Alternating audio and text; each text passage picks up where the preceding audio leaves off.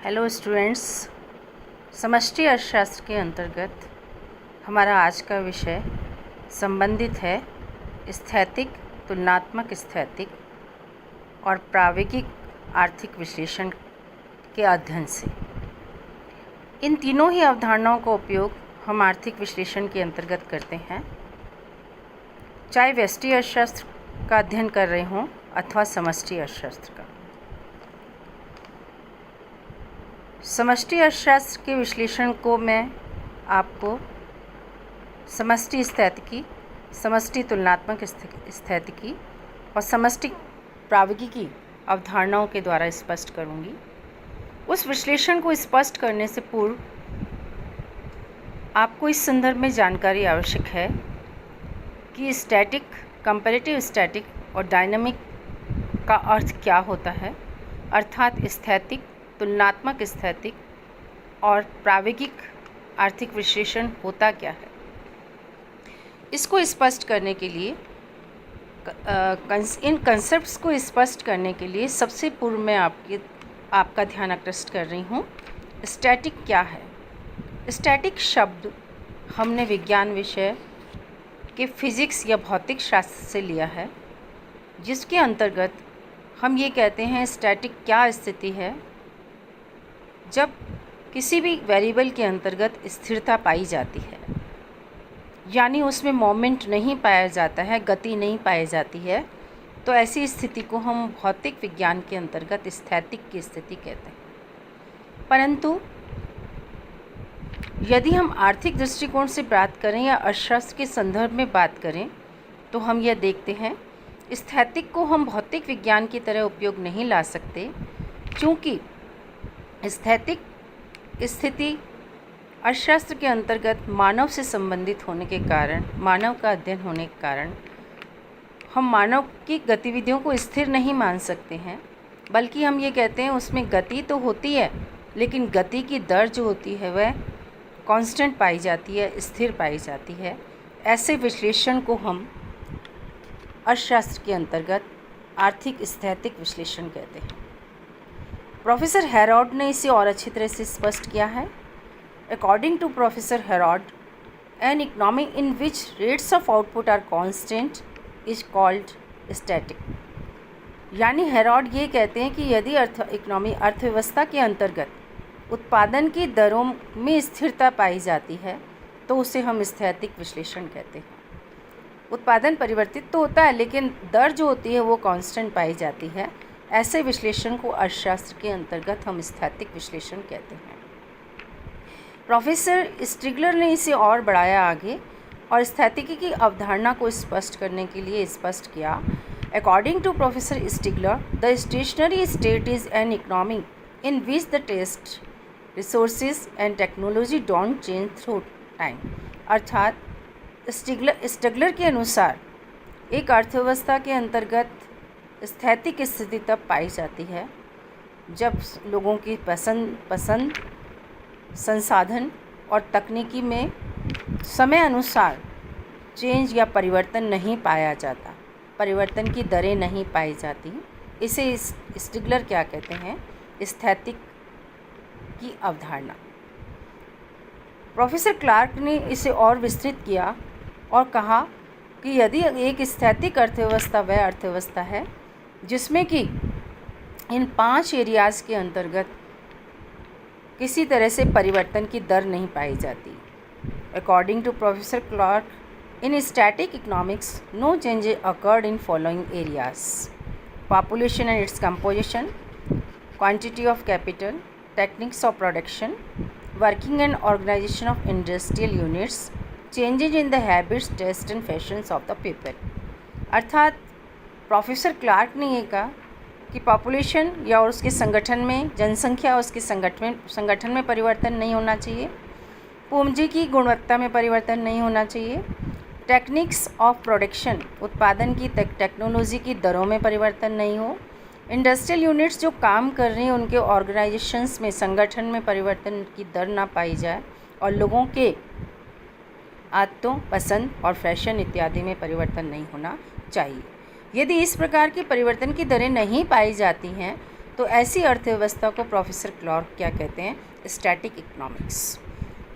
Macro static analysis क्या है student? इसी बात को हम ये कहते हैं कि यदि हम अर्थव्यवस्था के अंतर्गत समष्टि चरों के मध्य साम्य की विवेचना करने लगते हैं तो हम ये कहते हैं कि जब स्थैतिक साम्य व्यय होता है, जब अर्थव्यवस्था के अंतर्गत समष्टि चर एक समय विशेष पर बिना परिवर्तन की स्थिति को लिए हुए साम्य में पाए जाते हैं, इसे प्रोफेसर कुरिहारा के द्वारा अपने शब्दों में इस तरह से विश्लेषित करने का प्रयास किया। According to Kurihara, if the object is to show a still picture of the economy as a whole, the macrostatic method is the appropriate technique। अर्थात कुरिहारा ये कहते हैं यदि अर्थव्यवस्था के अंतर्गत समष्टि चरों के रिलेशन या प्रभाव को हम इस प्रकार से वर्णित करते हैं कि हमें एक स्टिल पिक्चर उसकी प्राप्त होती है, अर्थात साम्य जो होता है वो स्टैटिक पाया जाता है, जिसमें कि समय अनुसार परिवर्तन की संभावनाएं नहीं पाई जाती है। तो उन्होंने उसकी तुलना एक स्टिल पिक्चर के मार्फत की है और ऐसी स्थिति में वो कहते हैं कि समष्टि चरों के मध्य जो संबंध पाया जाता है उससे हम एक फाइनल पोजीशन की प्राप्ति करते हैं या अंतिम संतुलन की स्थिति को प्राप्त करते हैं। इसे ही समष्टि स्थितिकी की द्वारा स्पष्ट करने का प्रयास किया गया है। इसे हम प्रोफेसर केन्स के साम्य आय निर्धारण सिद्धांत की डायग्राम के द्वारा स्पष्ट कर सकते हैं। प्रोफेसर केन्स ने अपने साम्य आय निर्धारण के सिद्धांत में यह स्पष्ट करने का प्रयास किया कि अर्थव्यवस्था के अंतर्गत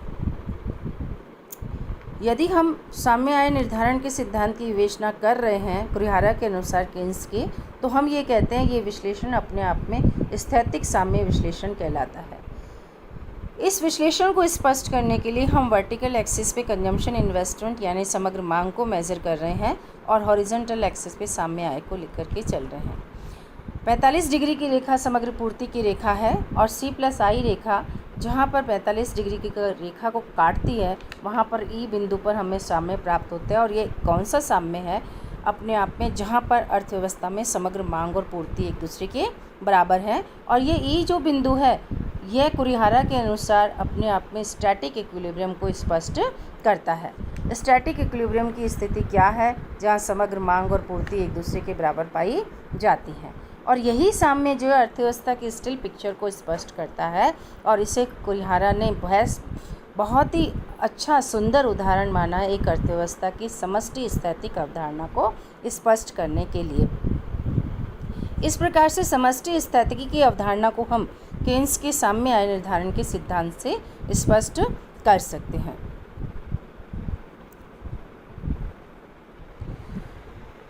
स्टूडेंट्स, अब मैं आपको एक्सप्लेन करना चाहूँगी क्यों स्टैटिक इकोनॉमिक जो है हमारी अर्थव्यवस्था में महत्वपूर्ण भूमिका अदा करती है।